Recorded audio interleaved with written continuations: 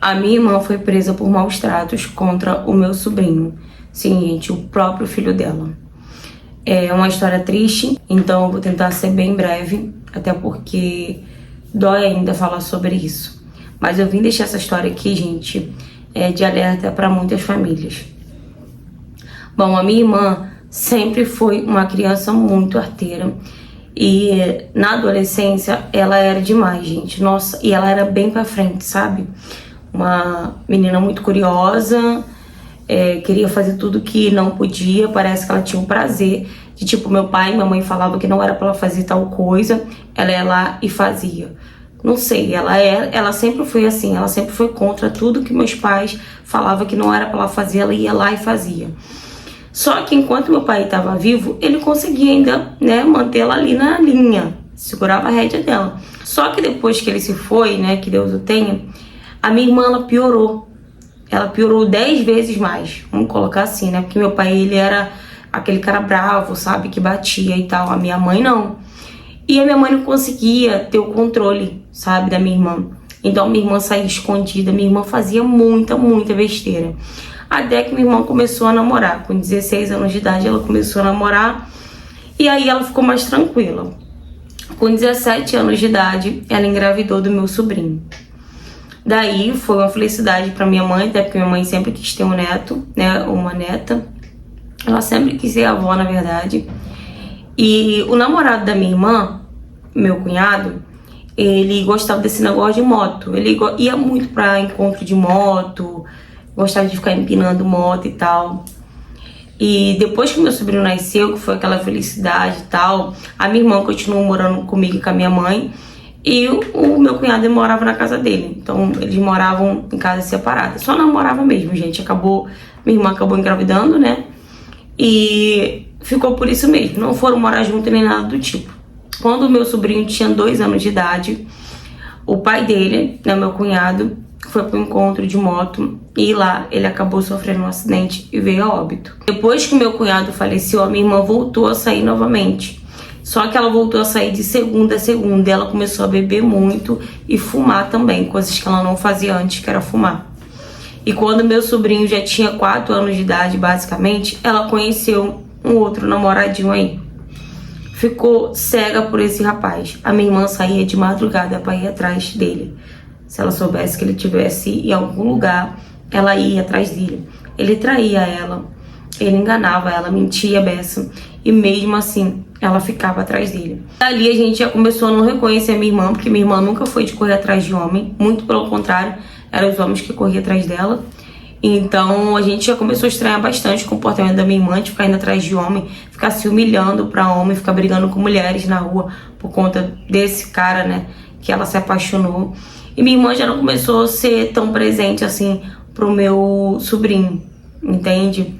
Até que a minha mãe acabou tendo uma briga, né, com esse novo namorado da minha irmã, porque ele quis ser autoritário dentro da casa da minha mãe, né? Ele quis falar alto com a minha irmã, como se ele fosse pai dela. Minha mãe não aceitou, minha mãe acabou batendo de frente com ele. E ele falou que não pisaria mais os pés na casa da minha mãe. Depois dessa briga, gente, que a minha mãe teve com esse namorado da minha irmã, ele pegou uma raiva tão grande da minha mãe, um ranço, que ele fazia de tudo para afetar a minha mãe. E ele sabia que uma das coisas que afetaria bastante a minha mãe seria tirar a minha irmã e o meu sobrinho, né, da casa da minha mãe. E aí ele começou a convencer a minha irmã, tentar convencer a minha irmã a morar com ele. E ela alugaria uma casa e tal, que não fosse próxima da minha mãe, porque ele não queria contato com a minha mãe e tal. Então ele acabou convencendo a minha irmã chegou pra minha mãe pra falar que ia morar com ele e tal, que ia construir a família dela de novo e que ela ia levar meu sobrinho. A minha mãe, obviamente, entrou em desespero, eu entrei em desespero, cheguei a discutir com a minha irmã pra pelo menos ela não levar o meu sobrinho. Até porque, gente, ela vivia saindo, vivia em pista, vivia indo atrás desse namorado dela. Então, pra que ela ia levar a criança? Com quem que ela ia deixar a criança? Ela ia ficar atrás dele com uma criança, sabe? E mesmo assim ela falou que ia levar porque o filho era dela e que ele falou que era pra levar, que ele ia cuidar como se fosse filho dele. Enfim, gente, infelizmente a gente não podia fazer muita coisa, até porque realmente era o filho dela. E ela levou o meu sobrinho. ele alugou uma casa num lugar um pouco distante que não desse pra gente ficar indo lá direto, sabe?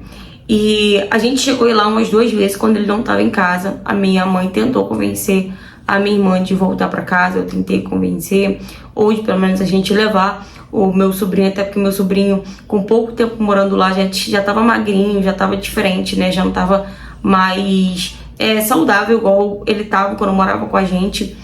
E a minha irmã falando que era porque ele tava sentindo muita falta da gente e tal, não tava comendo direito. E obviamente a minha mãe chorava de noite, né?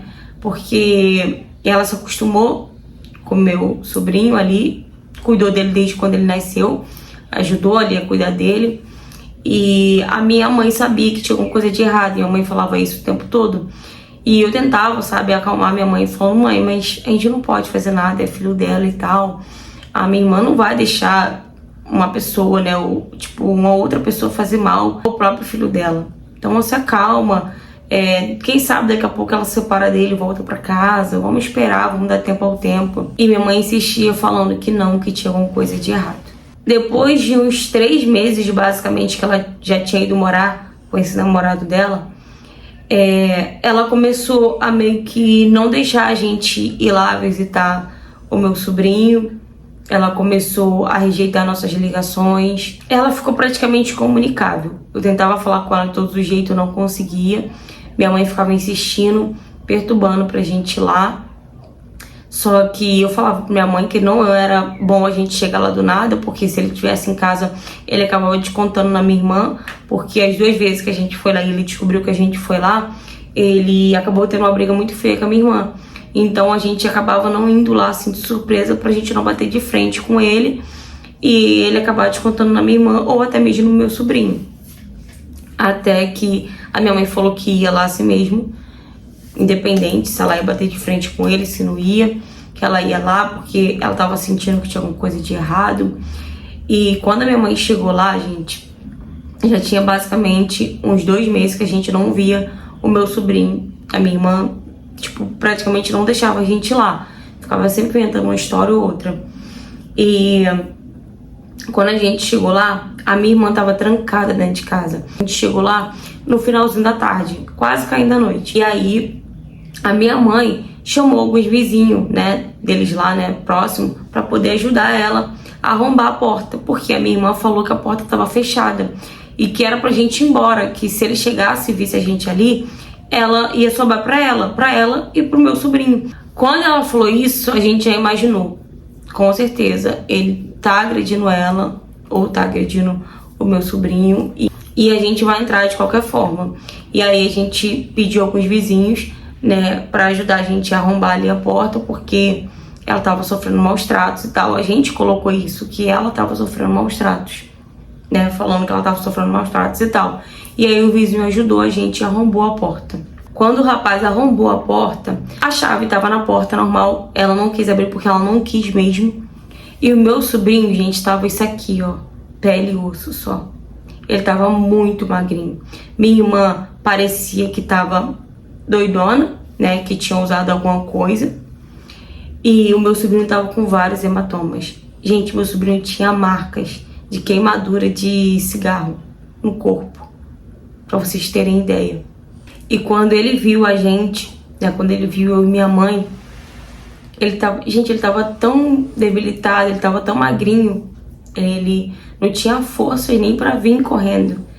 E aí ele veio andando na nossa direção, sabe, gritando vovó, titia. E aí a minha mãe pegou ele no colo e abraçou ele. E ele abraçou a minha mãe, parecendo que ele tava agradecendo, sabe, por ter salvo ele. Foi uma cena muito triste, ver o meu sobrinho daquele jeito e ver a minha irmã naquela situação. Parecia que já tava drogo há muitos dias, sabe? E o meu sobrinho, gente, com tanta fome, vocês não têm ideia.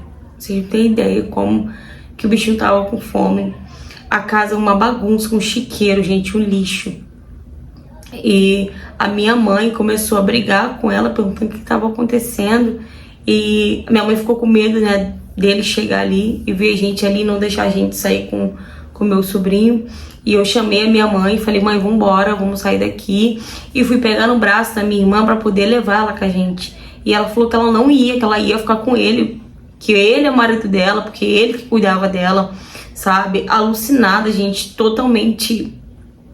Ah, nem sei explicar pra vocês como que estava o estado dela. Só sei que nunca na vida a gente viu a minha irmã daquele jeito. Sem contar que era outra que também tava pele e osso. Ela não foi com a gente. Dali a gente parou num lugar só pra comprar alguma coisa pro meu sobrinho comer, porque parecia que ele tava com muita fome. E fomos direto pra delegacia, fizemos o boletim de ocorrência. E a minha irmã, quando ele chegou, né, que ele perguntou o que tinha acontecido, minha irmã deve ter explicado, eu não sei. Só sei que ele fugiu e a minha irmã ficou. Obviamente, minha irmã foi presa, né, por maus tratos. Graças a Deus ele não tinha nenhum vestígio, nenhuma marca de violência, sabe, ele não tinha marcas assim, que era uma das coisas que a gente mais temia.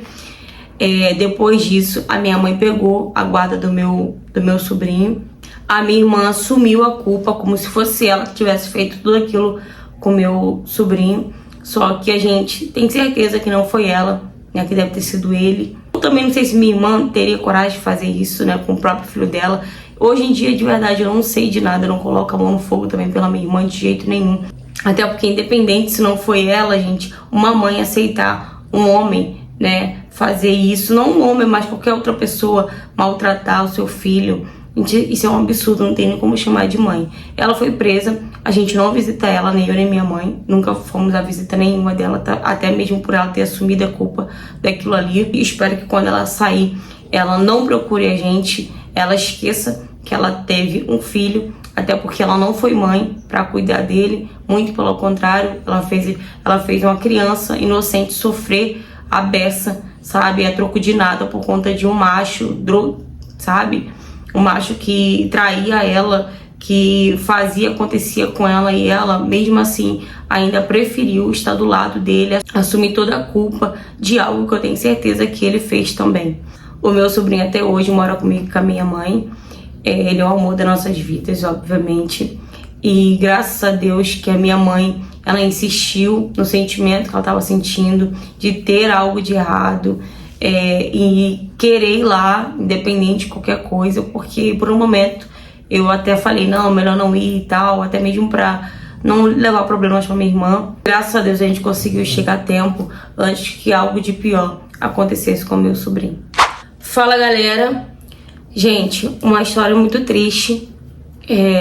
Como eu já falei pra vocês, é muito difícil trazer histórias assim. Ainda mais quando envolve crianças inocentes, tão pequenas que, tadinha, nem pediu pra vir ao mundo. E a gente vê um ser humano que não tem como ser chamada de mãe, né? Porque, independente se foi ela que fez ou não, né? Ela foi lá, assumiu a culpa, que eu acho que ainda foi pior. Ela praticamente protegeu o namorado, o marido, sei lá. Enquanto o próprio filho, ela fez sofrer. Enquanto o próprio filho, ela fez, né, tamanha crueldade, fez o filho passar por tanta coisa ruim. Então não tem como chamar esse ser humano de mãe. Não tem como, gente. Cara, eu fico indignada com esse tipo de história, sério.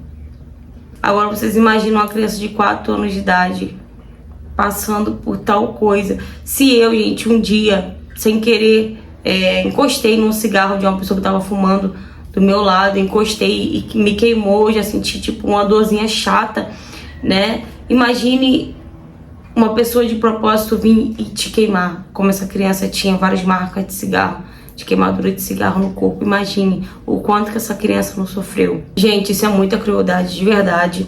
Eu não gosto nem de falar muito, né, porque já me dá um aperto muito grande no coração. Só lamento de verdade pelo que essa criança passou.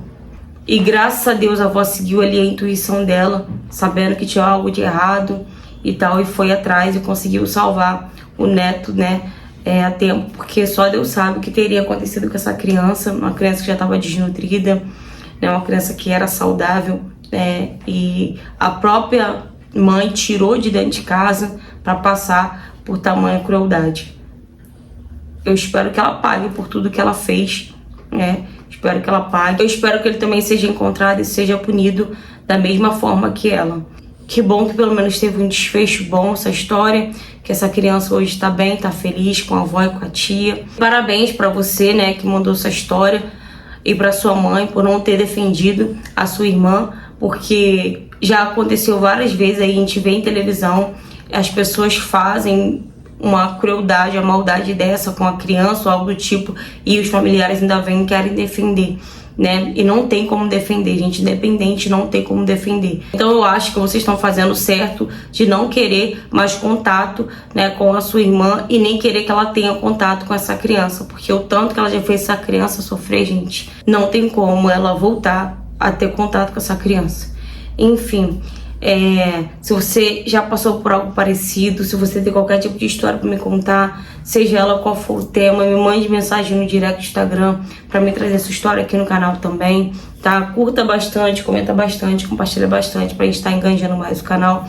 O YouTube tá entregando os vídeos para mais pessoas, tá bom? Gente, me desculpe se eu não interpretei muito bem essa história, até porque não tem como, eu tenho filho também, eu tenho sobrinhos, então eu não consigo imaginar eles passando, né, por algo parecido.